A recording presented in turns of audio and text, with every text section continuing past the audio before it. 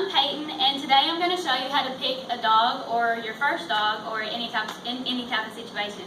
So if you're anything like me, you remember the first pet you ever had. You remember asking your parents for the kitten that people were giving away or for the dog at the shelter you seen a couple weeks before. So picking the right pet that is for your family can be a tricky process at times, especially if it's just your first time picking a dog in your life. Or if it's not, then you need to take under consideration the type of animals that you have, and you need to make sure that the animal that you're about to get, that can coexist with each other and that they're friendly with each other. So the first step that I'm going to show you is to determine the living space available for the type of dog that you're looking for. If you're living in an apartment building, there are different types of dogs that you could choose that are lower energy level that can be compatible with you and your life. And there are other dogs that if you're living in a larger living space that you have available for them that you would want to consider because they have higher energy levels and they need to get that out so it's not detrimental to their health anyway.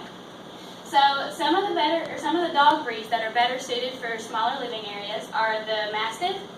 Yes, it might be a huge dog, but they're very lazy and can be very loving. The Pekingese is a low energy lover. All they want to do is please you and cuddle with you. The French Bulldog is quiet and cute. The Pug, which is a companion, and is a charmer. So really all they want to do is make you happy, just like the Pekingese. Now dogs that are better suited for larger living areas are such as the Siberian Husky, the Border Collie, the Miniature Pinscher, and the Dalmatian. All these dogs have a lot of energy and need to get that out throughout the day. And these are some of the pictures of the dogs. So the second step is how much money you have available for your dogs, or for the dog that you're looking for.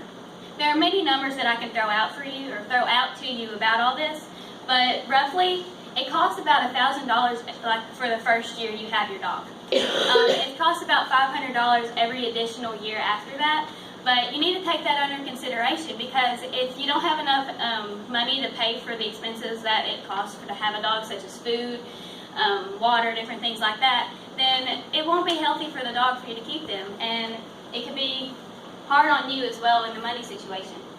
So the third step is to determine the lifestyle determine your lifestyle and specifically your personality type.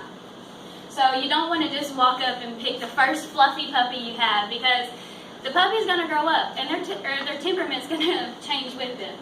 So companion dogs are poodles, Cocker Spaniels, and bulldogs. If you need a family dog with children, you need a boxer. Like you could go towards a boxer, a golden retriever, and an Irish setter.